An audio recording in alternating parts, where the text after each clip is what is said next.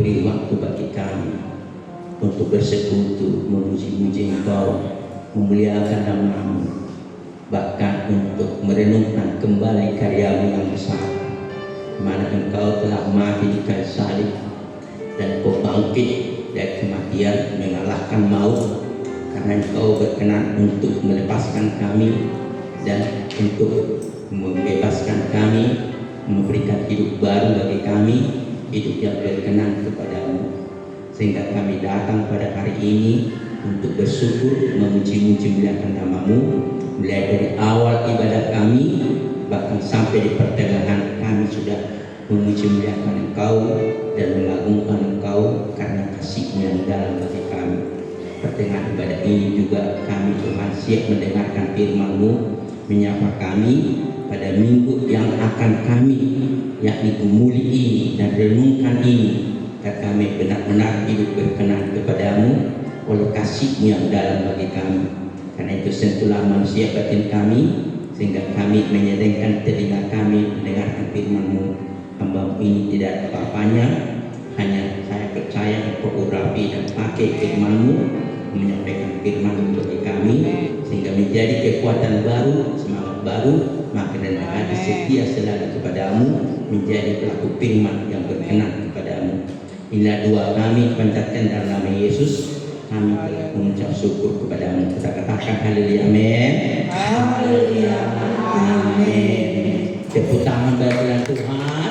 Silakan duduk Bapak Saudara sekalian. Haleluya.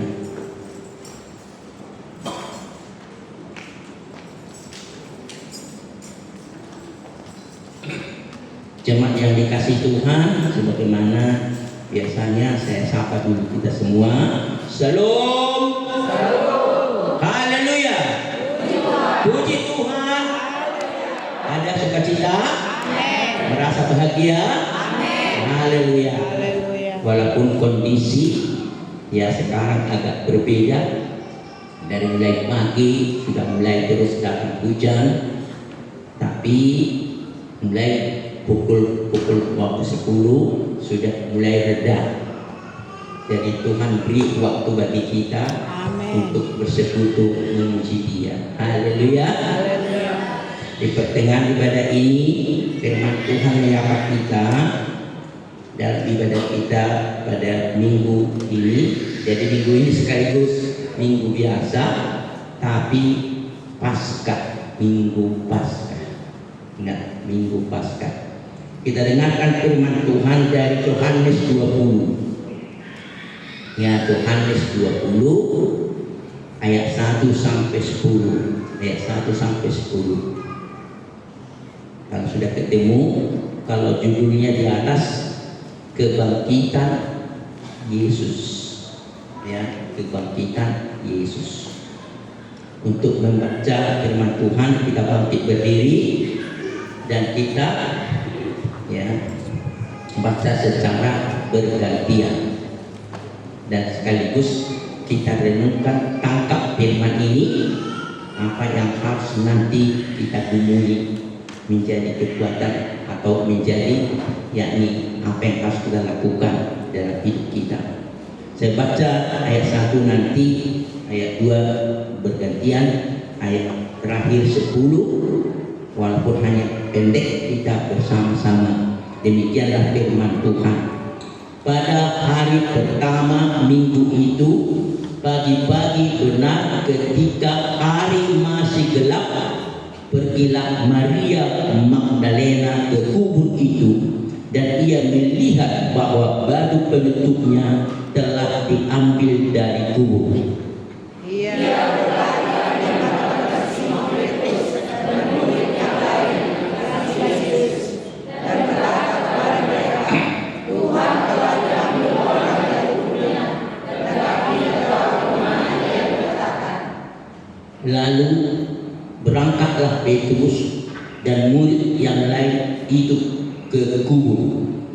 Keduanya berlari bersama-sama, tetapi murid yang lain itu berlari cepat daripada Yesus, sehingga tidak sampai di kubur. Ia menjenguk ke dalam dan melihat kain kafan terletak di situ, namun ia tidak masuk ke dalam. Datanglah sang penuntut dalam surga dan masuk dalam kubur itu. Ia menyerahkan kepala ke sana. Sedangkan kain peluk yang tadinya ada di kepala Yesus tidak terletak di dekat kain kafan itu, tetapi terlibat tersendiri di tempat yang lain. Sesudah itu masuk juga murid yang lain yang lebih dahulu sampai di kubur itu, dan ia melihatnya dan percaya. Sebab selama itu mereka belum mengerti kitab suci yang mengatakan bahwa ia harus bangkit dari antara orang mati. Kita baca bersama-sama 1, 2, 3. Lalu pulanglah murid-murid itu ke rumah. Katakan haleluya. Silakan duduk Bapak Ibu Saudara sekalian. Iya, jadi seperti yang sudah saya sampaikan tadi kepada kita, ini minggu yang ketiga di bulan April, ya, di bulan April. Tapi sekaligus inilah dalam kalender gereja, ini kalender gereja supaya kita paham, maka selalu saya ikuti dia kan. Minggu ini adalah minggu gereja. Minggu gereja disebut Minggu Paskah. Itu. Jadi terus berderet terus di sini. Ya, jadi Minggu Paskah, hari Minggu kebangkitan Tuhan Yesus dari kubur.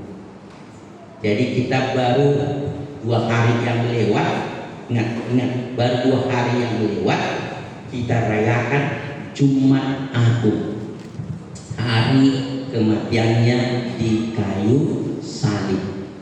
Jadi kalau dari situ hari Jumat sampai hari Minggu pagi-pagi berarti sebelum Minggu, ingat, sebelum Minggu Yesus sudah bangkit. Ya, belum Minggu ya, seperti ini belum, artinya belum dari pukul 6 dia sudah bangkit. Itu maksudnya. Jam berapa bangkit? Tidak ada yang tahu. Ingat, tidak ada yang tahu. Yang pasti dia bangkit. Amin. Jadi dia dalam kubur, dia beberapa hari dalam kubur itu. Sehingga dari firman Tuhan yang sudah kita baca secara bergantian, ini yang Tuhan mau katakan kepada kita dari firman yang sudah kita baca. Apa dikatakan? Tuhan Yesus bangkit untuk umat manusia. Haleluya. Jadi Yesus itu bangkit untuk kita perhatikan, untuk umat manusia. Tidak persoalan siapa dia. Bahkan dari sebelum Yesus bangkit pun, mati dan bangkit, itu ke masa lampau pun dan ke masa yang akan datang pun, itu merangkainya begini, dia untuk mengenang untuk semua, ke masa lampau dan ke masa yang akan datang. Haleluya. Jadi bukan hanya pada masa waktu Yesus, bagi seluruh umat manusia sepanjang zaman. Itulah yang mau disampaikan firman ini kepada kita. Jadi Tuhan Yesus ini sekali lagi dia mati bangkit, ya, mati bangkit untuk keselamatan umat manusia. Dia mati juga untuk menyelamatkan umat manusia. Dia bangkit untuk menyelamatkan orang yang ada dalam dosa itu. Karena dosa membuat manusia ini mati untuk selama-lamanya. Kalau kita baca itu kata Paulus dalam Roma 6 ayat 23, oleh dosamu maka maut itu akan menjadi kehidupan kita selamanya. Jadi kalau Yesus tidak mati di kayu salib dan tidak bangkit, ingat, dia tidak mati di kayu salib dan tidak bangkit, maka kita ini tidak pernah selamat. Amin. Nah, inilah karya Kristus. Inilah keunikan kita sebagai orang yang percaya kepada Yesus. Ya. Jadi orang yang tidak percaya kepada Yesus, ingat, yang tidak percaya kepada Yesus sampai kapanpun dia tidak akan pernah diselamatkan. Jadi kalau kita pahami ini, orang yang agama seberang sampai mati pun, sehebat apapun dia melakukannya, sebaik apapun dia kerjakan, dia tidak akan pernah selamat. Ingat, tidak akan pernah selamat.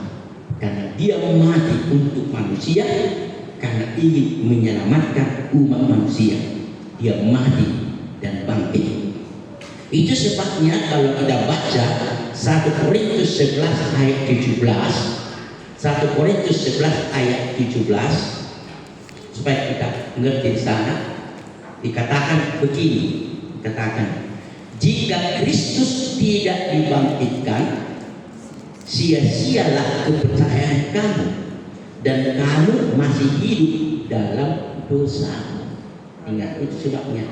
Jadi kalau dia mati dan terus mati dan dia tidak bangkit, juga kita tidak akan pernah mendapatkan pengampunan dosa atau keselamatan. Amin. Makanya Paskah satu kebanggaan bagi kita.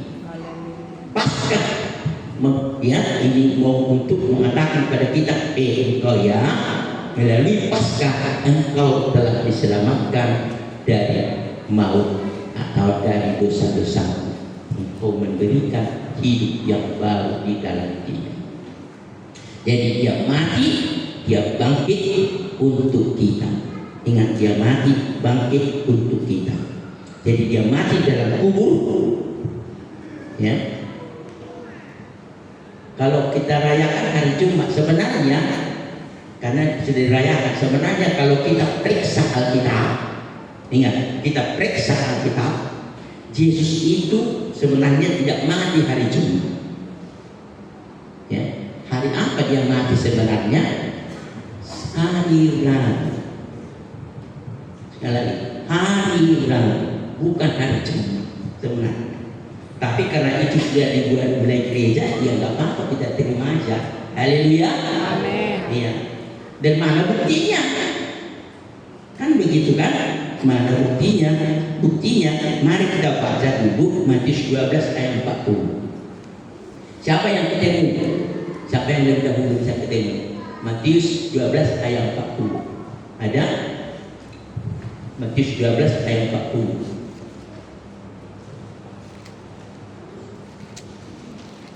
Ada yang ketemu? Matius 12 ayat 40 demikian bunyinya. Iya, diperhatikan. Sebab seperti Yunus tinggal di dalam perut ikan besar 3 hari 3 malam, demikian juga anak manusia akan tinggal di dalam rahim bumi 3 hari 3 malam. Iya, ingat. Sebagaimana Yunus 3 hari 3 malam, 3 hari 3 malam dalam perut ikan, harus begitu juga Yesus 3 hari 3 malam dalam perut bumi. Jadi kalau dia mati hari Jumat, coba Jumat, karena perkiraan waktu itu bagi orang Ibrani bukan seperti kita pukul 6 pagi, tengah malam, 12 tengah malam, enggak. Ya, bukan. Tapi dimulai jam 6 sore. Ingat, jam 6 sore. Ya, jam 6 sore sampai besok jam 6 sore. Itu 1 hari penuh. Baru besoknya 1 hari lagi, begitu dia. Jadi kalau dia mati hari Jumat, bayangkan Jumat mati, maka mulai sore jam 6, maka mulai 1 malam sampai besok bangkitnya. Kan baru 1 hari kan? 1 hari baru 1 malam. Kalau itu mati hari Jumat sudah sore, harus dikubur dia cepat-cepat, jam 6 harus masuk di tanah itu. Jadi jam 6 karena dikira nggak boleh lagi, dia sudah masuk hari Sabat. Kalau itu ya hari Sabat nggak boleh lagi. Jadi kalau Sabat 1 hari 1 malam, saudara sudah bicarakan tadi, sedangkan Maria Magdalena masih pagi-pagi gelap, dia pergi ke kubur, sudah kuburnya terbuka. Perhatikan, kuburnya terbuka, berarti baru hanya 1 hari 1 malam. Jadi enggak tepat kan begitu. Jadi dia mati pada hari Rabu, Ya, jadi hari Kamis itu Paskahnya itu Paskah makan roti. Jadi sejam 6 sore dia sudah dikubur. Jadi hari Kamis penuh, hari Jumat penuh, hari apa istilah kita Sabtu penuh, baru malam paginya dia sudah bangkit. Tapi tidak bersoal kalau kita hari Jumat kita rayakan, tapi dapat kita pahami dan kita tangkap dalam hidup kita. Haleluya. Gak ada haleluya. Haleluya. Ya supaya paham, kita belajar dengan baik. Jadi bangkit 3 malam. Kita lihat di sini tadi, maka dikatakan oleh firman ini, maka siapa tadi? Magdalena. Ingat, Magdalena. Kita lihat si Magdalena ini dikatakan tadi, ya, pada hari pertama minggu itu pergi, ya, pagi-pagi benar ketika hari masih gelap, ya, pergilah Maria Magdalena ke kubur itu dengan melihat baru pagi-pagi. Jadi masih pagi-pagi dia pergi ke sana. Jadi ini yang tidak kita baca, pergi dan mengungkapkan pada kita. Karena itu pertanyaan bagi kita. Kalau Kristus sudah dibangkitkan dari antara orang mati untuk manusia ini tadi, maka apa yang mau Tuhan katakan atau Tuhan ajarkan dari kita dari firman Tuhan yang sedang kita baca ini tadi? Ya, apa yang mau Tuhan ajarkan kepada kita? Ada 3 hal yang harus kita gumuli. Ya, diajarkan kepada kita harus kita gumuli. Dari situ kita belajar dari firman tentang kebangkitan ini. Ya, apa yang pertama? Pertama, sekali lagi saya baca mulai ayat 1 ayat 2. Kembali kita lihat di situ. Tadi lihat, pada hari pertama minggu itu pagi-pagi benar, ya benar, ketika hari masih gelap, ya dia masih gelap, ya, pergi Maria Magdalena ke kubur itu dan ia melihat bahwa batu penutupnya telah diambil dari kubur. Lalu berlari-lari mendapatkan Simon Petrus dan murid yang lain yang dikasihi Tuhan, dikasihi Yesus, dan berkata kepada mereka, Tuhan telah diambil orang dari kuburnya dan kami tidak tahu di mana ia diletakkan. Begini ceritanya supaya angkat. Si Magdalena ini dia pergi ke kubur itu masih pagi-pagi gelap. Ingat ya, pagi-pagi gelap. Pertanyaan, untuk apa dia pergi pagi-pagi gelap? Kan ya kan? Dia pergi pagi-pagi gelap, untuk apa dia pergi? Ke situ dia.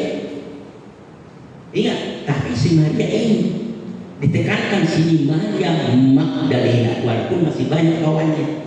Ingat, masih banyak kawannya nggak disebut, tapi dia tekan di sini Maria Magdalena. Sebenarnya namanya itu hanya Maria. Ingat, Maria, supaya paham kita. Tapi si Maria ini dalam Alkitab masih banyak bernama si Maria, termasuk si Lazarus, kan itu si Lazarus, Maria ibu Yesus, kan banyak yang lain-lain. Tapi membedakan dia dari lain-lain itu mau mengungkapkan dari Maria yang mana ini. Si Maria ini berasal dari Magdalena. Tahu maksudnya Magdalena? Tempatnya Magdalena. Sehingga disebutlah Maria Magdalena, seperti Yesus dari Nazaret. Yesus dari Nazaret. Itu dia. Jadi siapa rupanya Maria Magdalena ini? Begitu dia perhatian dia kepada Yesus ini. Ingat, mengapa dia begitu perhatian kepada Yesus ini? Mengapa dia begitu antusias kepada Yesus ini? Karena dia sangat mengasihi Yesus. Kenapa dia sangat mengasihi Yesus? Karena Maria Magdalena ini adalah pernah dia dirasuk setan. Dirasuk oleh setan itu. Ada 7 setan dalam dirinya, sehingga dia dipulihkan, diusir oleh setan dari dirinya. Ingat, sehingga dia begitu terkena hatinya kepada Yesus dan peduli dia. Bahkan walaupun tidak diceritakan sering bahkan ada orang menduga, walaupun nggak menduga, dialah perempuan yang pernah mengambil minyak mengurapi Yesus. Perempuan itu walaupun tidak sebutkan namanya, ada perempuan mengurapinya. Maka dibilang, kenapa orang berdosa ini engkau tidak tegurkan, ya kan?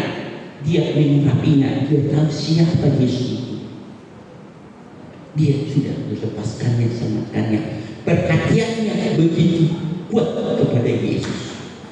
Dari sini dia sampai pagi-pagi dia pergi. Mari kita lihat supaya lebih jelas di situ. Mari kita perhatikan dulu untuk itu. Mari kita lihat yakni Lukas 24 supaya makin jelas kita perhatikan. Jadi dia ke sana sebenarnya tidak hanya menjemput ke sana, tapi dia ingin membuat rempah-rempah, ya, bikin rempah-rempah dan wangi-wangian untuk Yesus. Kita lihat Lukas 24 supaya jelas. Ya, kita perhatikan Lukas 24.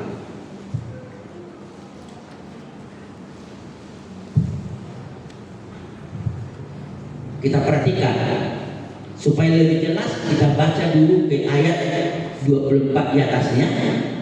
Kita perhatikan sana supaya bisa kita ikut jalan pikiran. Mulai ayat 5, ayat 23 di sana. Perempuan-perempuan yang datang bersama Yesus dari Galilea ikut serta, dan mereka melihat kubur itu dan bagaimana jenazahnya dibaringkannya. Ingat, dibaringkan. Baru ayat 56a itu nanti di ayat sana. Setelah pulang mereka menyediakan rempah-rempah dan minyak wangi.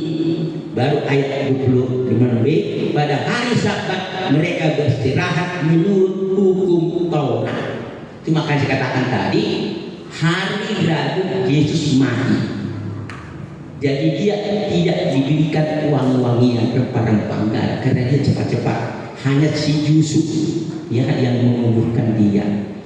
Itu pun hanya kain kapan apa dibikin oleh si Yusuf. Supaya kita paham dia Yusuf.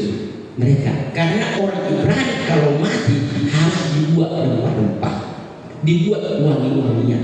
Waktu itu belum sempat membuatnya karena dia sudah dikubur. Karena besoknya hari Paskah. Ingat, Paskah.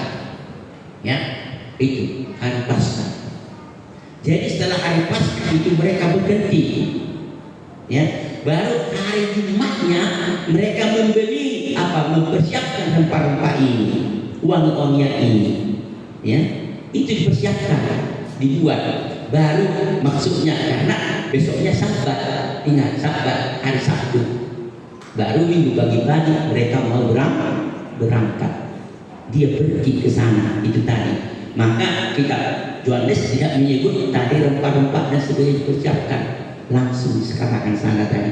Dia pergi, dia sebenarnya mau membawa rempah-rempah itu, mau mengulisinya, membuatnya kepada Yesus, karena dia sangat terharu sama dia. Seperti waktu dia mau mati, kan saya cerita tadi, dia sering membuat wangi-wangiannya, apanya waktu dia berikan. Dia tidak begitu. Karena itu dari sini dia lakukan, dia kerjakan. Karena itu apa yang mau kita pelajari dari sini?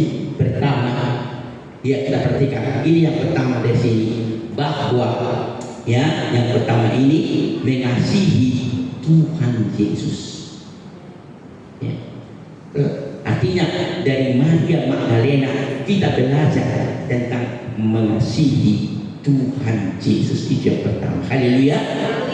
Kalau kita mengasihi Yesus seperti dia, kita akan lakukan apa yang harus kita perbuat untuk dia. Ingat, dia berbuat dia persiapkan dananya, waktunya, semua hidupnya, itu maksudnya.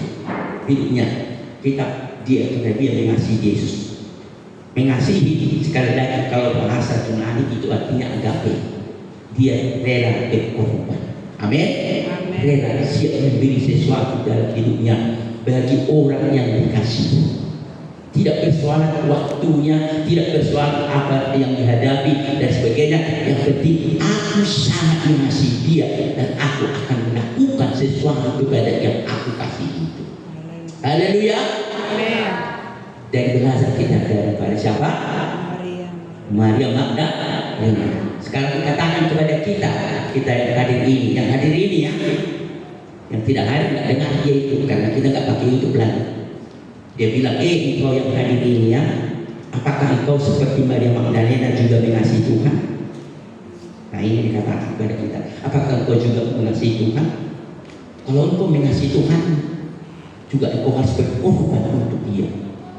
Engkau juga harus berkorban waktumu. Dia kan berbagi kan? Belum apa-apa dia tidak berkorban. Kau juga harus berkorban dengan apa danamu, uangmu, duitmu. Juga karena lihat harus bikin itu rempah-rempah itu nggak sembarang. Uang yang itu mahal itu. Kau harus mau berkorban untuk dia.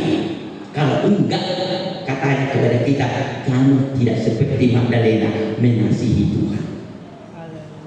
Haleluya. Haleluya. Itu yang dikatakan kepada kita. Dia sudah bangkit menyelamatkanmu. Engkau sudah bebaskan. Apakah engkau tidak layak untuk mengasihi dia dengan berkorban dengan apa yang kau berikan? Nah itu yang mau Tuhan katakan kepada kita. Itu yang mau perlu kita tangkap pada hari ini dalam ibadah kita pada Paskah yang ini Paskah pertama kalau Kristen. Besok masih ada Paskah kedua. Hanya kita nggak lakukan. Protestan masih lakukan. Tidak lakukan saya nggak tahu. Ya. Tapi di sini dia, apakah kau lakukan? Sehingga kalau kita sungguh mengasihi dia, kan dia sudah mati bagi kita dan dia menyelamatkan kita karena kebangkitannya. Apakah kau juga tidak mau mengasihi dia karena kepada kita? Semua kita ini tanpa terkecuali. Kalau kau sungguh mengasihi aku, seperti dituliskan di sini oleh Yohanes, ingat contohnya sekali lagi Maria Magdalena itu. Dia berikan semua hidupnya. Dia berikan waktunya, gelap-gelap pun uangnya dan sebagainya. Itulah buktinya kalau engkau sangat mengasihi dia. Kalau kau kasihi Tuhan Allahmu itu dengan sesungguhnya. Haleluya. Yang setuju tepuk tangan baik kau yang Tuhan. Ini buktinya kita juga faktanya ini. Yang hari Jumat itu saya sangat suka cita. Kuhitung semua setiap ibadah itu begitu. Yang hadir hari Minggu Jumat itu 136 orang kita hadir. Puji Tuhan. Rupanya tidak ada 136 belakangnya yang kita hadir. Ya, datang hujan. Oke lah, puji Tuhan. Ya, artinya kalau kita seperti ini, enggak seperti Maria Magdalena. Supaya kita renungkan. Haleluya. Hanya renungkan itu aja ya. Saya nggak akan paksa karena Tuhan pun nggak bisa memaksa kita kan. Tapi hati kita, batin kita itu sekarang. Bagaimana batin kita? Itu pertama itu. Maka untuk ini kita lihat Matius 22 ayat 37 sampai 38. Ini sudah sering saya baca kepada kita. Begini Matius 22 untuk lebih cepat sekali satu sisi. Begini. Jawab Yesus kepadanya karena bertanya kepada Yesus itu dia jawabnya, bagaimana untuk kasih itu? Kasihilah Tuhan Allahmu dengan segenap hatimu, ya, dengan segenap jiwamu dan dengan segenap akal budimu. Itulah perintah terutama dan yang apa? Pertama. Nah, itu yang terutama dan pertama. Jadi kita memang utamakan itu atau kita dahulukan atau enggak atau bagaimana kita lain tahu. Tapi kita mau nasihat sekarang, kalau kau sungguh-sungguh mengasihi Tuhan itu, ya kasihi dia dari seluruh, yakni hatimu, katanya kepada kita, seluruh jiwamu, segenap jiwamu, segenap akal budimu, itu yang utama dan yang pertama. Artinya didahulu. Bagaimana? Didahulu. Jangan dahulukan waktu kita. Dan kita dahulukan hidup kita. Dan kita dahulukan kepentingan kita. Itu maksudnya. Jangan dahulukan egois kita. Itu maksudnya. Kalau memang sungguh patahkan semua itu, kita berikan waktu untuk terdahulu kepada Tuhan. Yang setuju katakan haleluya. Itulah yang pertama. Itu dari firman ini ya, kita belajar. Baru yang kedua, apalagi kalau Tuhan katakan dari firman ini pada kita yang tidak baca ini, Dari sini saya selalu menyampaikan firman seperti itu dari apa yang sudah kita baca. Karena itu yang perlu kita tangkap dalam hidup kita. Yang kedua, saya baca mulai dari ayat yang ketiga sampai ayat yang ketujuh. Ini agak lebar sedikit, ya. Tapi supaya lebih cepat, saya ikut dari ayat 2 tadi. Ini tadi termasuk siapa tadi? Si Magdalena tadi, di Marta ini, di Marta Magdalena. Dia berlari mendapatkan Simon Petrus, murid yang lain yang dikasih Yesus, dan berkata kepada mereka, Tuhan telah diambil orang dari kuburnya dan kami tidak tahu di mana ia diletakkan. Setelah dia pergi cepat-cepat, dia pergi lagi. Inilah tadi, dia pergi lagi kepada Petrus dan orang-orang lain.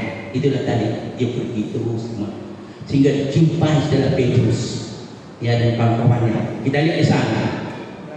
Lalu berangkatlah Petrus, saya sampaikan kepada Petrus maksudnya, baru berangkatlah Petrus dan murid yang lain itu ke kubur. Dia pergi ke sana, ya, keduanya berlari bersama-sama. Perhatikan, tidak begini enak-enak, enggak. Dia berlari bersama-sama. Ingat, berlari bersama-sama. Kita perhatikan sana.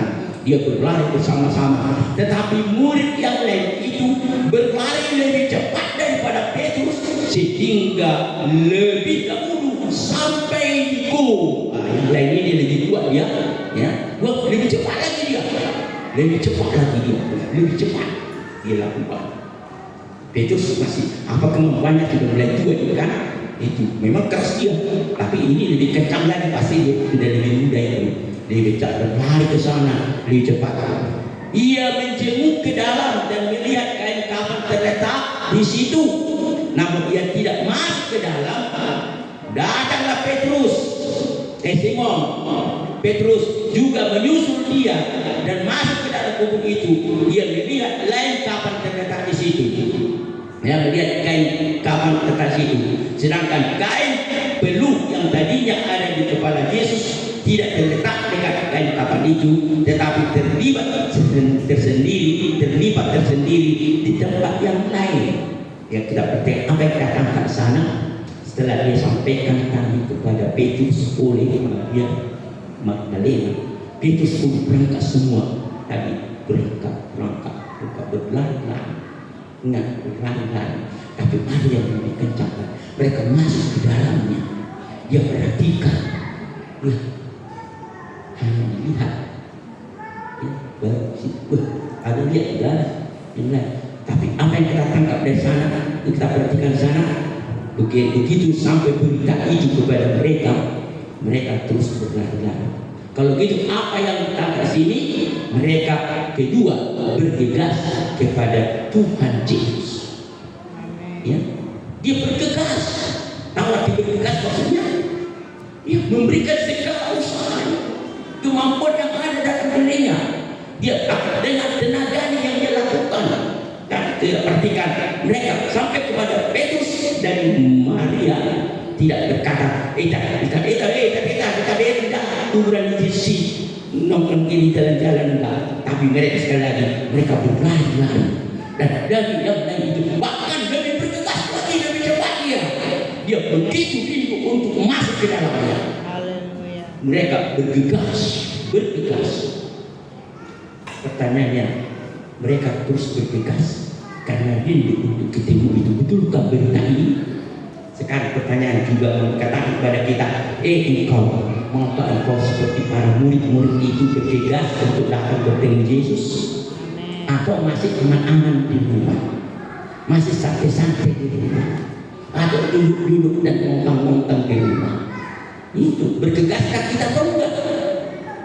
Itu maksudnya. Lalu dikatakan, kalau kau sungguh mengasihi Tuhanmu yang sudah mati dan bakti bagi dia, kau juga harus bergegas pergi menunjukkan dirimu bertemu dengan Yesus di rumahmu, di rumah Tuhan sekarang ini. Haleluya. Nah, bergegaskah kita ke rumah kita, ke rumah masing-masing, atau santai-santai kan, atau dan sebagainya kan, atau apa-apa yang kita lakukan? Ini mau dinasihati kita, lihat itu katanya kepada kita. Kalau selama ini kita mau santai-santai dan sebagainya, mau berkata kepada kita, janganlah seperti itu, kata kepada kita. Tapi seperti Petrus dan lain-lain itu, kamu bergegaslah selalu dari rumahmu. Kalau sudah ketemu hari-hari ibadahmu, ibadah tengah mingguanmu, kalau udah mulai hari Sabtu, anak-anak pada hari Minggu ibadah rayakan seperti ini, kau bawa, ya kalau ada, mau kita bergegas. Kata bergegas ini memang sangat sulit satu sisi, mungkin ditangkap maksudnya. Tapi penting sekali kita harus bergegas. Bergegas itu artinya cepat-cepat. Bergegas itu artinya tergesa-gesa. Apa terburu-buru, itu arti bergegas. Ya cepat-cepat. Itulah artinya kita mau belajar kepada kita. Maka kita berikan waktu yang sungguh-sungguh dan setia dan haleluya, haleluya. Pada minggu Paskah ini berkata, kau jemaat yang beri martu yang mendengar firman ini, kau mulai bergegas-gegas kalau mau ibadah ketemu Tuhanmu. Maukah? Itu mau dikatakan kepada kita. Kalau kita mau untuk itu mulai bergegas, katakan haleluya. Kalau nggak mau bergegas, silakan aja. Nggak ada paksa kok. Saya nggak pernah memaksa orang, nggak pernah. Tapi kalau kita merasa mampu, kita lakukan saja. Haleluya. Itu yang kedua. Maka untuk kita bandingkan ini dengan suatu firman, memang ini membandingkan kata bergegas itu maksudnya. Kata bergegas, karena tidak ada dalam kita membaca bergegas hanya satu kata bergegas, lain itu tidak ada lagi. Ya, begini ditulis Amsal 1 ayat 16. Tapi kita bandingkan situ dengan bergegas, kata bergegas tadi. Bergegas ya, bandingkan. Begini dikatakan, karena kaki mereka berlari menuju ya kejahatan, kakinya berlari menuju kejahatan. Ini baru dan bergegas. Ini bergegas untuk menumpahkan darah. Itu. Jadi waktu cepat bukan, asal bunga itu maksudnya kan cepat-cepat, itu maksud bergegas dia. Kalau kata Bataknya itu yakni hapugan.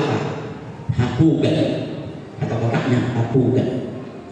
Bergegas ini hapugan dirinya. Ya kita kadang-kadang bahasa Batak pun kurang paham dari kita. Begitulah bergegas itu. Anggap, apalagi kalau sudah darah hatinya begitu kemana melihat seseorang, maksudnya sudah benci, kejahatan dalam dirinya, Tuhan itu usahakan terbun itu maksudnya. Itu bergegas.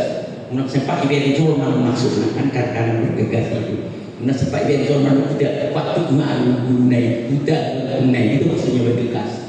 Ya supaya tidak kelihatan. Haleluya. Itu bandingkan. Kita mengatakan selalu bergegas untuk Tuhan. Itu yang kedua. Ketiga, ya kita harus bersabar dulu karena yang kita hari ini agar lumayan puji Tuhan, amin. Ya untuk kita tangkap, mudah-mudi apa untuk kita renungkan itu. Yang terakhir, kembali saya baca. Mulai dari ayat 7, ayat 8, mulai ayat 8 lah saya baca. Sesudah itu, ingat, sesudah itu, maksudnya sesudah simak itu ya. Sesudah itu, tadi sudah masuk dia masuk ke kubur itu, dia lihat ada kain kafan, ada di sini, dan itu maksudnya kan dilihat itu. Jadi maksudnya gini, tadi kalau Maria supaya paham ceritanya, tadi Maria Magdalena itu katakan karena dia dilihatnya sudah terbuka itu batunya, dia pikir di situ nggak ada lagi dilihatnya, nggak ada lagi di situ kuburnya. Jadi dugaan dia diambil orang yakni kuburan mayatnya itu, sehingga datang Petrus dan orang lain tadi melihatnya, masih ada di situ kain-kain, itu maksudnya. Ini kain kafannya, nggak mungkin kain kafan ini tinggal saja di situ maksudnya kan? Itu nggak mungkin. Ya filmnya tadi juga tidak mungkin di situ karena dia tadi situ lihatnya. Berarti gitu. Berarti dia tidak diambil orang, itu maksudnya. Karena di situ kain kafannya, itu maksudnya. Dan dia masuk ke dalam. lihat baru dia itu maksudnya baca ceritanya. Baru sesudah itu masuklah juga murid-murid lain kembali yang lebih dahulu sampai ke kubur itu, dan dia melihatnya dan percaya. Setelah dilihat di sana kapan itu maksudnya, dan tadi dilihatnya baru dia percaya. Apa yang mereka percayai?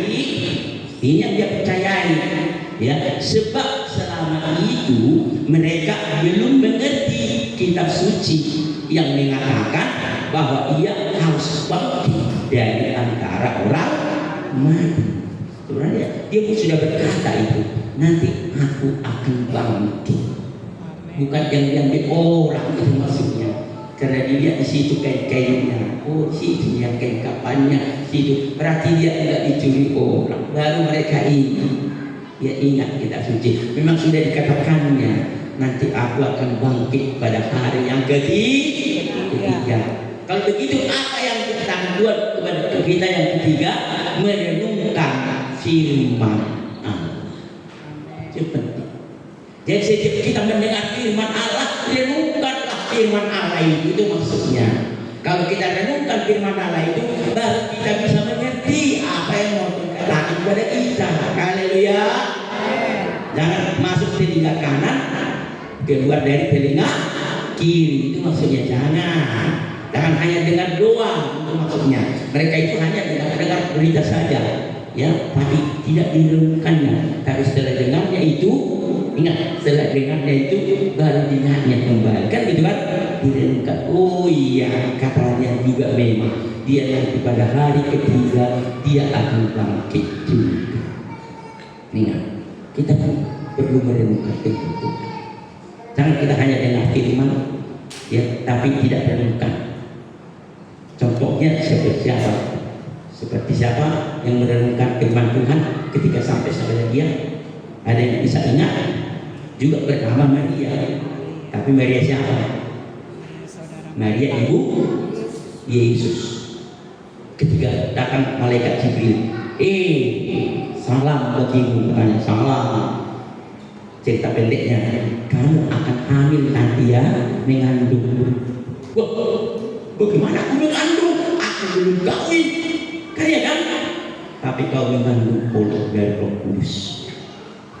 Coba, kalau tidak direnungkan itu hanya kita berkata-kata di pakusok-kusok ibarat mengatakan sendiri bekas tidak.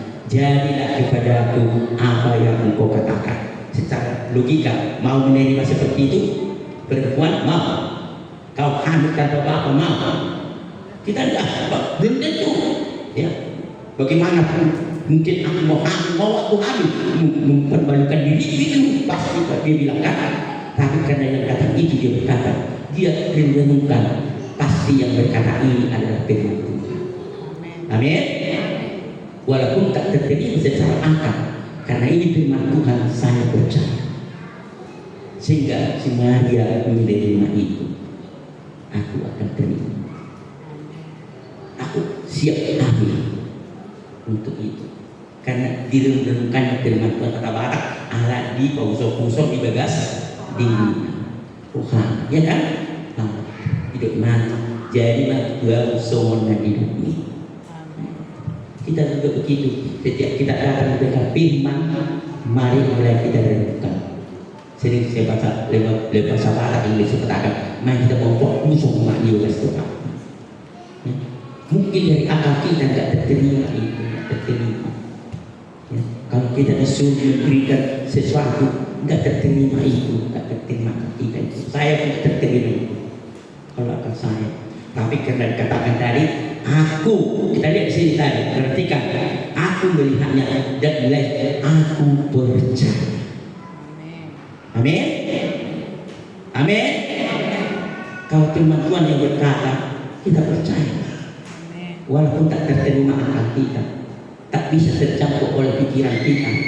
Kalau kita percaya itu firman Tuhan, iya, pasti akan terjadi. Karena kita percaya tadi, seperti bikin tadi cerita di sini semua tadi, ya, bikin, wah aku terjadi kepada aku, kan ini tadi. Terjadi kepada terjadi.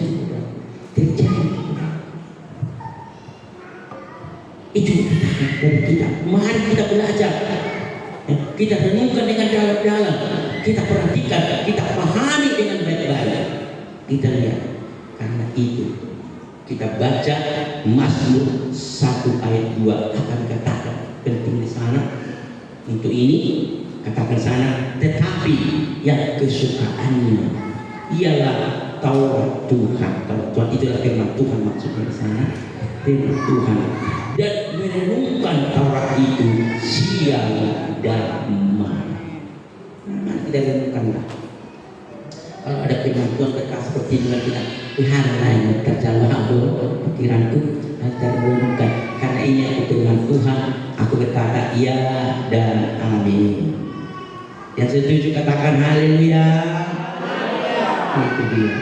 Inilah yang ketiga. Untuk mengakhiri firman ini, kita baca Roma 6 ayat 5. Ya, kita baca dengan ini Roma 6 ayat 5. Kita perhatikan di sana mengakhirinya. Begini dikatakan, sebab jika kita telah menjadi satu dengan Allah yang serupa dengan kematiannya, kita sama menjadi serupa dengan kematiannya, kita juga akan menjadi satu dengan Allah yang serupa dengan kebangkitannya. Iya, kebangkitan. Mari kita renungkan.